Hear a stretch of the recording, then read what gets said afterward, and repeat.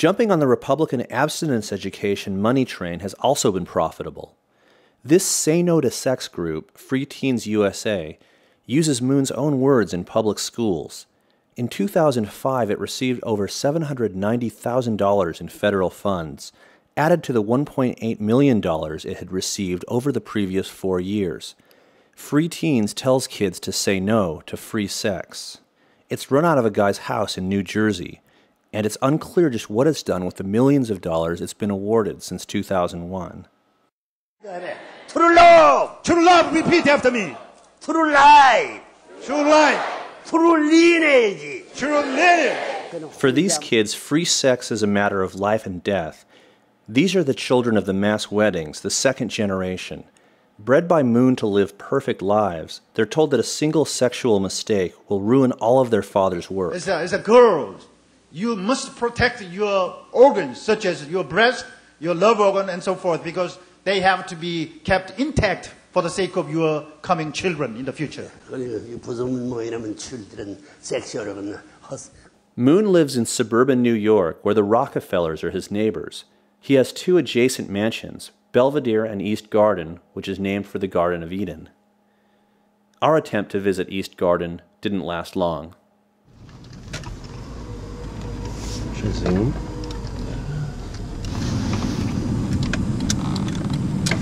Turn it off for a minute. Right turn is it? At the, excuse me. It's off, it's off. Farther north into the Catskills, we drove to Moon's Training Institute along the Hudson River.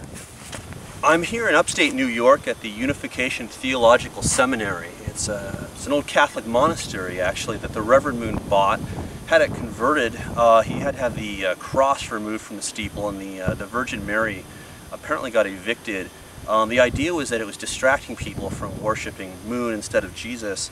And now you can come here and get your religion degree, although, frankly, it's kind of a little bit creepy. This barn looked like something out of a David Cronenberg movie. And this converted altar room seemed like it would have been more at home in Children of the Corn. The state of New York has officially designated this walk through the woods near UTS as Father's Trail, named for Moon, who calls himself the true father of humanity. But if you don't want to schlep all the way upstate to learn about the divine principle, you can take classes at UTS Midtown. The school is located at the New York City headquarters of the Moonies, a few blocks from Grand Central Terminal. Upstairs is a dormitory for the missionaries, who spend 18 hours a day on the streets begging pedestrians for cash. The Moon cult is organized under the umbrella of the Holy Spirit Association for the Unification of World Christianity, which has recently received over $300,000 from the Homeland Security Department, supposedly to repair boats. We went to Queens in search of the Reverend Moon's most amazing project, a company he founded for the express purpose of building a machine to talk to the dead. He calls it the World Research Institute for the Study of Technology, or WRIST. The company listed an address here in this building, also a printing plant for the Segye Times, his Korean-language newspaper. But when we got to the Segye Times building, we were told that WRIST had relocated to California. But Moon's agenda isn't just supernatural. Years ago, he told his followers of plans to become the Ocean King, to build boats, to catch tuna, and to deliver seafood all around the U.S. His plan has been wildly successful. In 2006, the Chicago Tribune discovered that most American sushi restaurants are supplied by Moon. His conglomerate, True World Foods, stretches from Alaska to Alabama.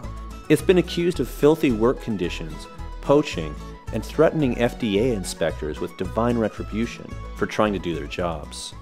Although Moon laid low for much of the 90s, recently he's scrambled into action. He's apparently trying to fulfill his prophecy that his religion will make Christianity obsolete. The Washington coronation was just part of an ambitious international campaign to convince ministers to junk the Christian cross and adopt the crown of Moon as their new symbol of worship.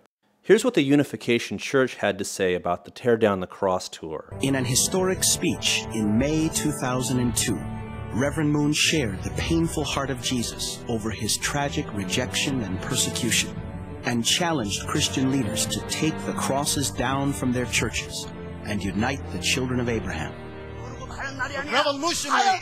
revolutionary movement will take place. All the cross on top of the churches should be turned down. Surprisingly, Moon met with some success on an unlikely tour of black churches in the U.S. Moon even sent a funeral party to Jerusalem to dig a grave for the cross and bury it 6 feet deep on Easter morning, 2003. Pushing 90 years of age, the Reverend Moon has a lot of reasons to be celebrating, from his seafood company to his empire of government graft to his reincarnation as Citizen Moon, man about Washington, who no one in town dares to criticize.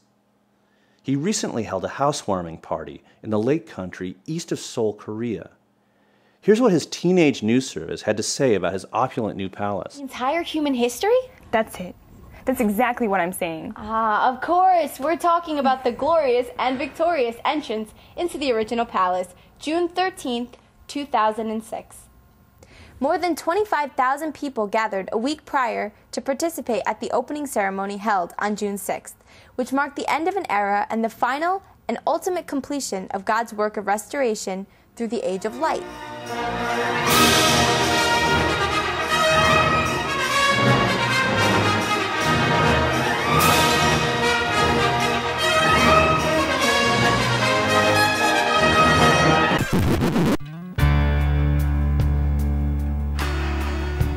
When it's love you give, I'll be a man of good faith.